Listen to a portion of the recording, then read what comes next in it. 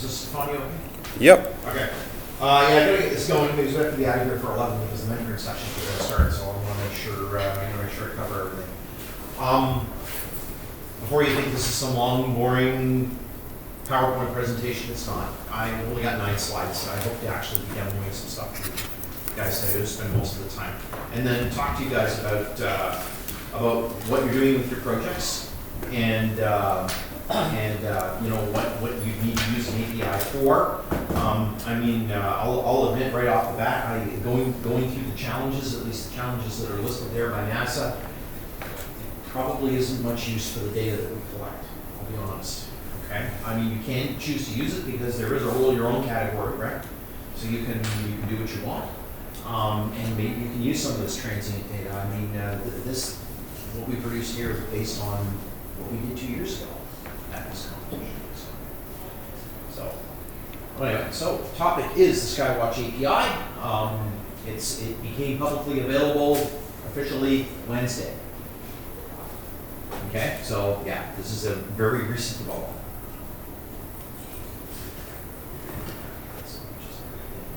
There we go. Now, talk a little bit about me. My name is Roland Singh. I'm one of the co-founders of SkyWatch. A Waterloo grad. I think most of you here go to Waterloo, but yeah, I graduated 31 years ago. And believe me, what I learned in computer science, not applicable much anymore today. There wasn't even such a thing as object-oriented programming when I went to school. So yeah, I've been in the industry for over 30 years now. Worked for IBM for a ton of time, 13 years full time, and then 8 years as a consultant, so 21 years in total. Also worked as an independent consultant. Worked for another consulting company called Sierra Systems.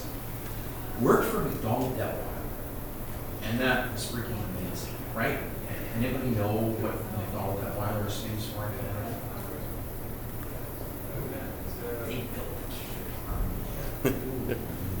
Okay, and I was working on a project called the Next Generation Canadarm, which was really cool. They were gonna put an arm on an unmanned satellite and have it operate from the ground. And then the government had money. And so then I had to go to critical mass where I am the website. But I've got SkyWatch, so that keeps me more than busy when I'm not you know earning a salary to keep my kids in university and to pay my mortgage. So yes, co-founder of SkyWatch, NASA Space App Challenge winner from 2014. And also, I spent a lot of time mentoring the First Robotics team. Anybody familiar with First Robotics? Well, that guy is back there, I know. It's a high school robotics program, right? Where high schools compete against it with each other in competitions. There's a big competition at Waterloo every March.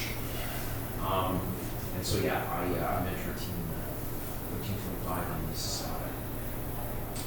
And we're going to the World Championships next week. So on top of all this, we're going to do that too.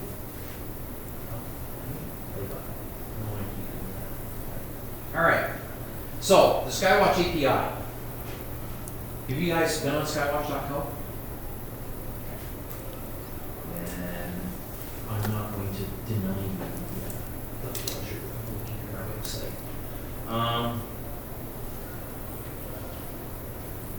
That's skywatch.co. And it is generally publicly available. As a matter of fact, skywatch.co is our main website. The app here is app.skywatch.co. Okay? And this is a real-time feed of what's called transient events. Okay? This is stuff that changes all the time. Okay? Things like supernovas, gamma ray bursts, neutrinos, even the gravitational waves. What I'm displaying, the event that I'm displaying up here was the gravitational wave discovery that was announced in February. And we have all that data too. So pretty cool, the stuff that we've done on here.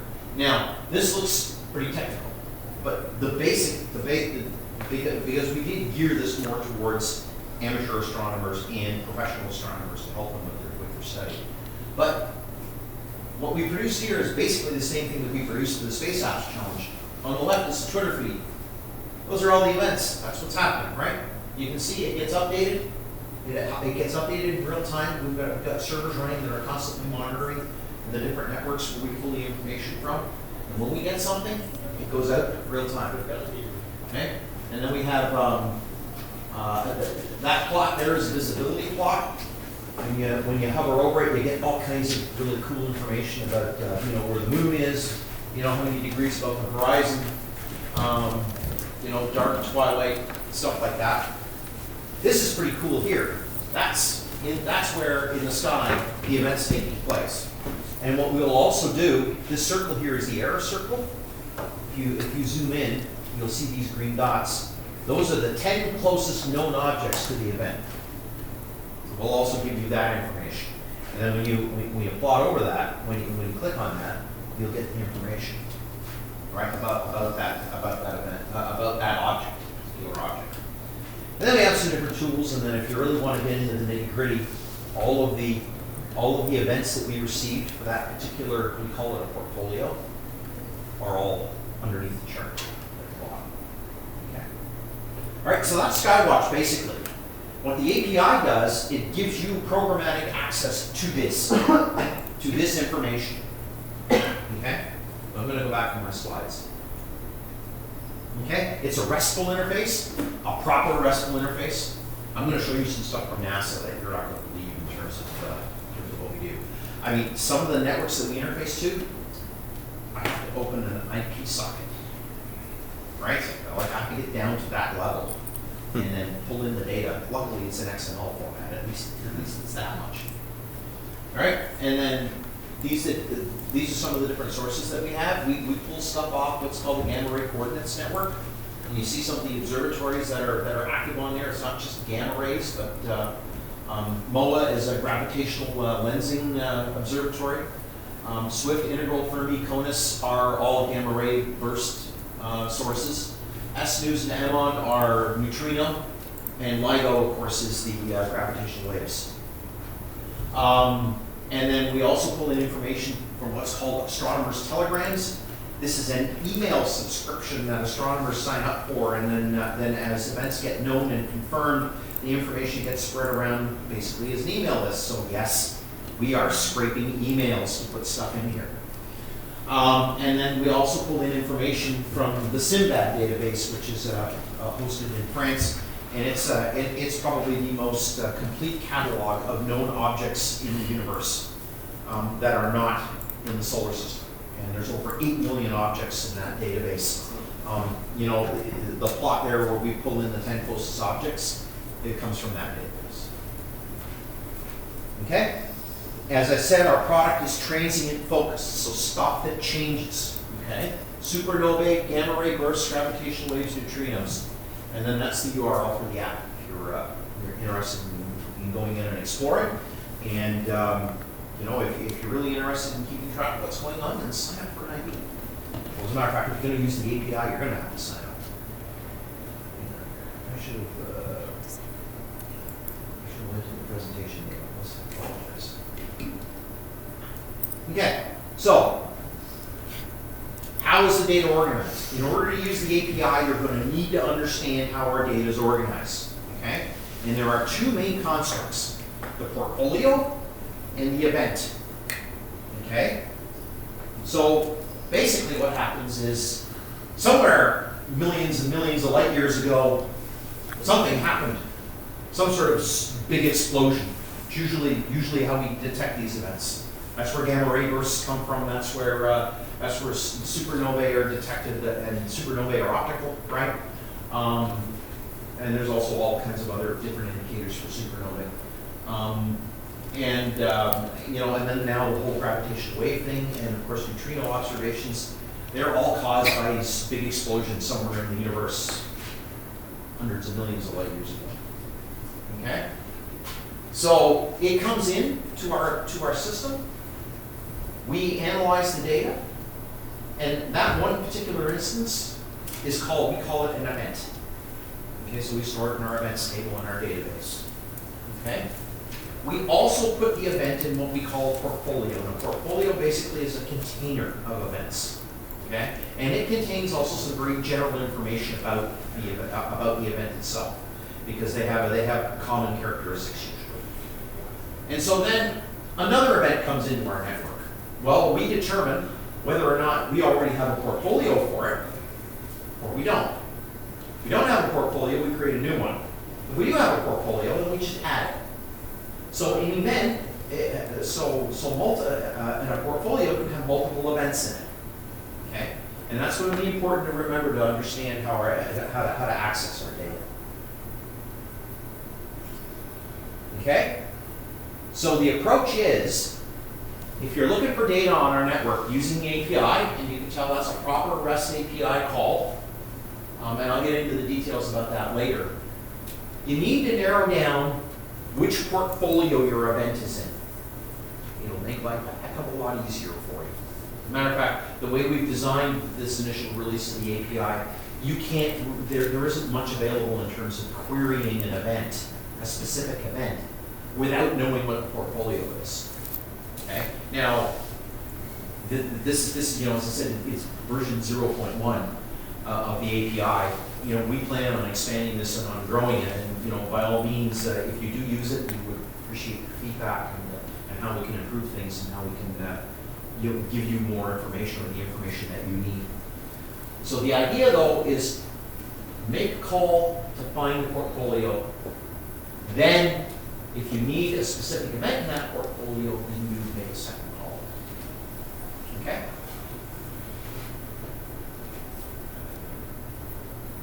Okay, now these are the different kinds of portfolio queries that we have. And you can see we've got quite a range.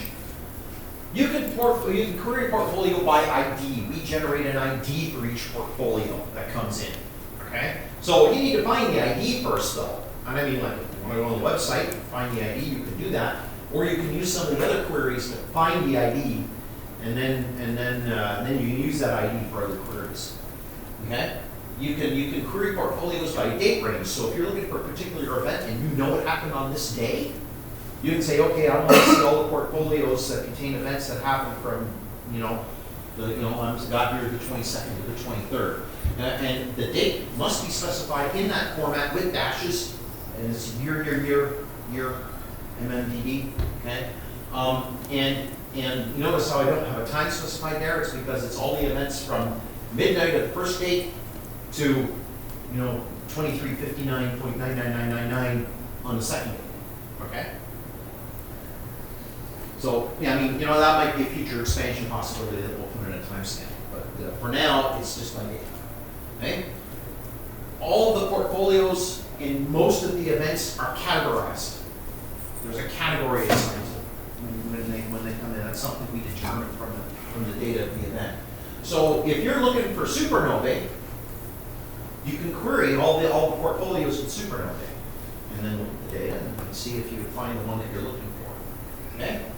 You can also query by observatory, and the example here is for the Gravitational Lensing Observatory, MOA. So you can see all the events that we've detected through MOA. Our portfolio, through MOA. Location. This is an interesting one. There's a coordinate system for everything that happens in the sky, right? The coordinates are called right ascension and declination. Okay? So if you happen to know what the right ascension and declination is, we will give you back the list of all the events that happen in that general neighborhood. Okay? One thing I did not specify here that I forgot to do is you can add a third parameter here, which is an error factor. And these are all in degrees, by the way. Okay? I know sometimes if you look at astronomical data, you can specify it in like hours, minutes, seconds. Okay? The API does not support that right now. It has to be converted to decimal degrees. Okay? And then as getting back to the error specifications of best, you can add a third parameter in there that will specify an error circle. If you don't specify the third parameter, we assume an error circle of 0.1 degree. And we do that. The reason I don't assume 0 is because we're constantly doing calculations and conversions, and like we store the data in our database sometimes to like 10, 12 decimal places. You'll never get the exact number. Okay? So that's why we assume at least a 0.1 error circle. Otherwise, you'd never find your event. You'd be getting nothing but 0 results all the time. Okay? And the last two are kind of like added on information for the portfolio. You see that string at the end is the portfolio ID. That's what SkyWatch generates when we create a portfolio. You can get the information for the nearby objects for that portfolio. That's the stuff from the Sinbad database, okay? Or we'll also give you the 3 best telescopes that can be used to observe that event. And that's what the last query is for. There are 15 main data points for a portfolio, different data attributes. I am not going to go into them here, but I'm going to point you to our help, which we've got up on Read the Docs, where we've documented in great detail what all the data points are that we collect. Okay, and the data that's returned here is in JSON format, and so what you're going to do is you're going to get a list of dictionaries in JSON, and any null or zero data will be omitted. So if there's a field that's null or zero in our database, you're not going to see it in the JSON that was generated. Okay, and then now see here now the event queries are a little more restricted. Now, if you happen to know the event ID, you can query a specific event. But the other 3 queries are dependent on you knowing the portfolio ID. So you need to narrow down your portfolio, and then you specify that ID in the query to get, for instance, all the events in a portfolio, or you can narrow down the events in a portfolio with a date range or with a category. Yes? I'm not sure if you already mentioned, but how do we get the portfolio? Well, you would use the first set of queries, like to narrow it down, like either do a date range or location or category, and then you'd have to, you know, your program would have to read through the data that you're getting, and if you're looking for like a specific event, you know, because like one of the attributes, for example, is an event name, or actually a portfolio name, or something like that. You'd have to go through the data, figure out what portfolio that you want, and then grab the ID, which will return. Okay. So it's basically a 2-step process right now. Okay. And then, as I said, for an event, right now we catalog 179 different data points for an event. A lot of stuff.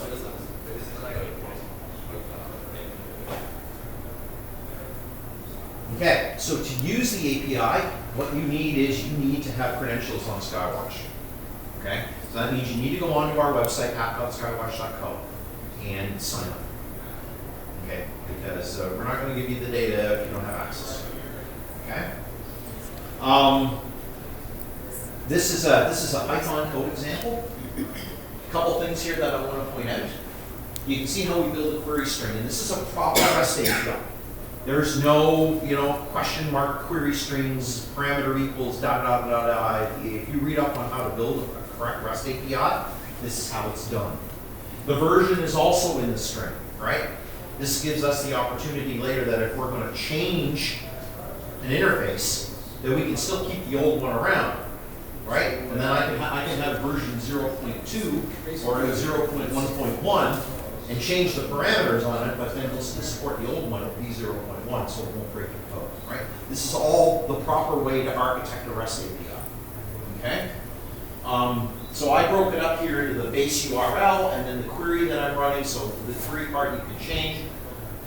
The headers, it's important, you need to accept your headers to say accept application JSON, because we're returning JSON in the log, okay?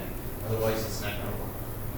And then you'll also notice this is using the requests library in Python.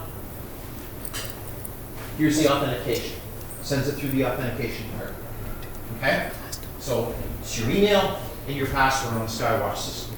Right? You notice it's HTTPS, so it's secure socket layer, password will never be exposed. Okay? It's never passing either. Okay? And then you just check the status code. If it's less than 300, you know you got a good result. And then you know, r.json, it gives you that. It basically creates a dictionary for it, right? I mean, the request library is so nice in Python. It's really easy, really easy to call a REST API. If you want examples from other languages, I could probably put one together. I mean, like I know some Java too. I just didn't do an example in Java.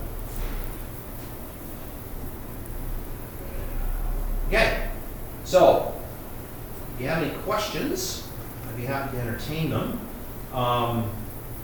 I've started a SkyWatch API channel on the Space Apps Slack. So if you guys are interested in using the API for your project, and you got any questions or whatever, I'll be monitoring that all weekend. And then we also have the documentation. We put it up on Read the Docs. Okay? So you can go in, and then that's where we describe all the data points. Now, I'm going to apologize in advance. With 179 data points, I didn't have time to document all the data points for the event. I'm still working on that. That should be hopefully available before the end of the weekend. But if anybody has a question on any of the data that we collect, let me know, and I can tell you what there is. Now, James also asked me to talk a little bit about what makes a good API. Now, I didn't prepare anything because he really asked me that this morning.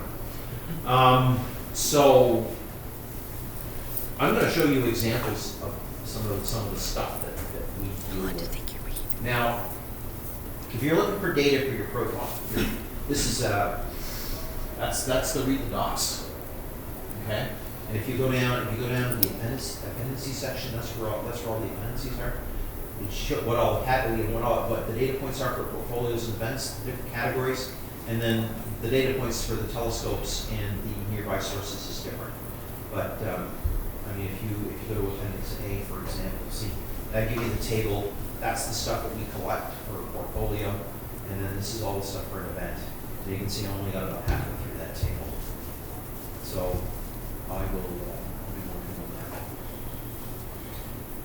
that. All right. So what makes a good API? Well, I don't know if any of you are familiar with Dr. Dobbs. This is a pretty good tutorial on what makes a good REST API. And the SkyWatch API uses as much as where we can to, the best practices for producing the rest of the API. Now, NASA, in its infinite wisdom, is going through now this Open NASA initiative. Here it is, right? Open.nasa.gov. Okay, and from there you can access all kinds of stuff. Okay, in a lot of cases, though, these are not REST APIs. Okay, I'll tell you that now. Okay, they've done their best to kind of clean things up, but I mean, that's why they sponsored this hackathon, because they have so much data that they don't know what to do with. Okay, and they're looking at ideas for you guys to do really cool things with the data, because they have a lot of cool data. I mean, the stuff that we're using for SkyWatch is large part of it is sourced from NASA. Not all of it, but most of it. Okay, but as I said, I'm either scraping emails or reading from an IP socket. Wait, just sitting there holding on an IP socket, waiting for something to come. Let me give you an example of some of one of the most egregious things that NASA does.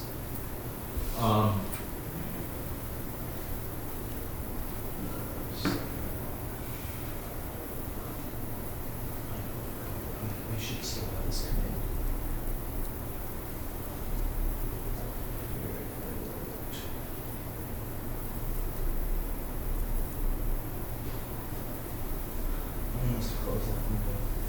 All right, sorry about that.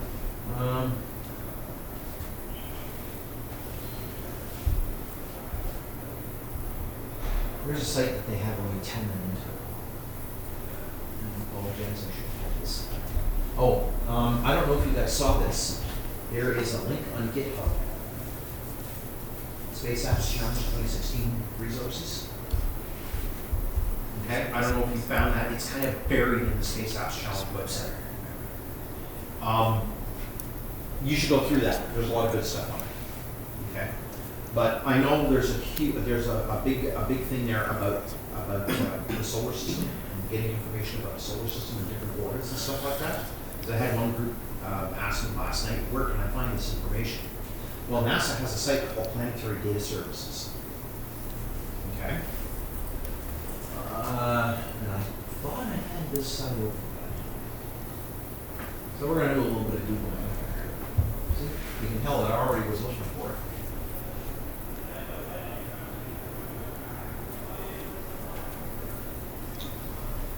Okay? Not an exciting website, as you can tell, but that's not the worst of it.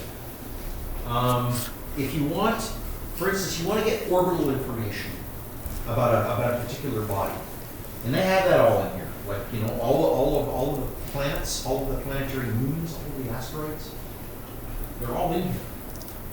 But getting it is a problem. Let's see here.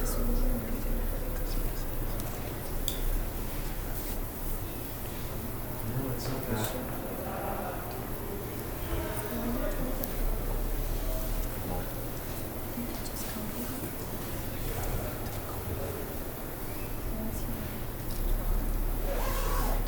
This one?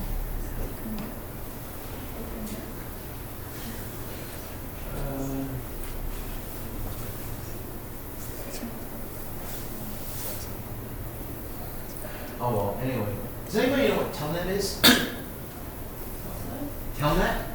You ever heard of Telnet? That's it. Sick cousin of Skynet.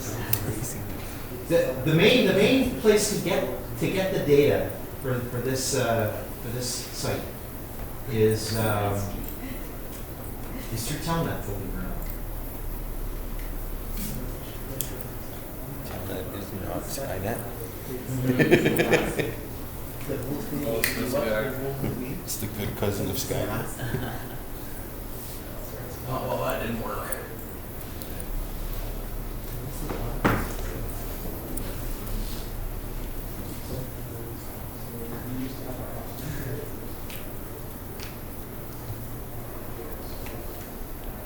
Oh, it's Horizon.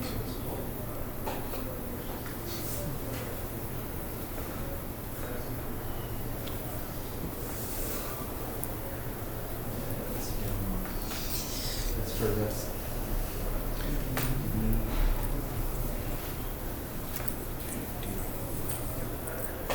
I should have kept this.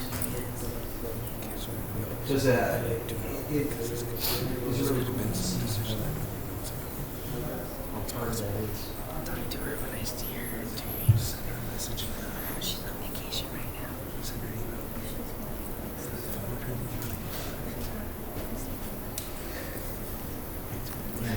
Horizon's coming in. I'm looking for a particular name. I'm sorry. I should have had this. Better organized.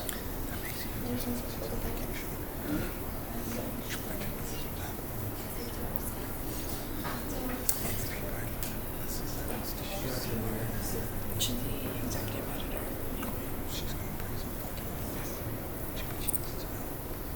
Oh, here it is. They probably mixed it with experience. There it is, Horizon Systems. Now we're getting some. Using the Telnet interface. Here you go. See that come in? I should have brought that red Here you go. Now you're on Horizons. It's command line based, right? It's a Telnet interface. I'm using your terminal, but this is a remote system. So now if I wanted to know all the information about Mercury, well, you have to know to type 1. Right? That's pretty cool. So, like, so there's a whole PDF that documents how to use this thing. And if you look carefully on GitHub, you'll find that people have already written scrapers for this, which is a good thing. So you might be able to take advantage of it. But in order to calculate the orbit for a particular body, you need to use this system. Right? So you can, if you know how to use it, you can specify the time that you want to look at a specific date, and it'll tell you where in the orbit it is, right? And then you can kind of plot it, right? But it's telling it, right? You have to type the, you have to make your program has to type the commands in and then scrape the output that comes back. Right? This is the kind of stuff that you're dealing with sometimes. Okay? Now, this is a particularly egregious example. I will grant you that. But that's the state of the data, right? And I mean, I know they're working hard trying to open things up and do things better. But yeah, if you want planetary orbits, there you go. That's not what you need to do. Okay? Like what I did, and what we did for SkyWatch is a proper RESTful API. Right? Uses HTTP. Everything's all nicely specified in URI, no query strings, it's versioned properly. That's what I need to do actually. Question. Yeah. How much of the API have you guys built out during the 48 hours of the hackathon, or how much of the concept? have you- Well, That's a good question. during the hackathon, what we did was James mentioned yesterday that we contacted the astrophysicist who was in charge of this network, right? And what he did was he sent us a sample of data, right, about 50 events, okay? All in XML format. So what we did in the 48 hours was we built the XML. So it's like we didn't have to interface to their network, thank goodness, because we had the sample data to work with. And I mean, this is the thing. What you're trying to do here in the hackathon is present a concept. It doesn't have to work perfectly, okay? But we didn't have a real-time feed working. We just built a static website with that data. We parsed the XML, populated the left side with a Twitter feed, and then when you click on it, you got just some text information. You just dump some text in a pane, and then when you click on the location, it went to Google Sky. And Google Sky is not exactly the greatest reference for what's going on in the world, but it was the easiest one to use because it's the same API as the Google Map API, right? Which is very well documented. You write 30 lines of JavaScript and it's done, right? So it was quick and dirty. It wasn't a real-time feed. It didn't work, but it showed the concept. What we built with SkyWatch here, Dexter, what do you think? A year and a half it took us to get that to where it was? Yeah. Although mind you, we pivoted a few times, Yeah. right? We Yeah. tried building different things. And what we eventually ended up building was very much like the concept that we came up with the Space Challenge. Mm-hmm. Just a little beefier and with more information. Yeah. So I think realistically, we probably, if we would have went with that concept right from the beginning, we probably would have had it going in 6 months. Probably. Yeah. Okay, any other questions? All right, so my main job at SkyWatch is to interface with NASA and with these other sources of data and pull this stuff in. So if you have any questions about how to access data through NASA or whatever, I can probably help you. I've been through a number of their sources and have been through great pain. But then in the end, it's worth it. I mean, especially when you look at our app, I think our app's amazing. All right. So that's it for me. If there are no other questions, get happy.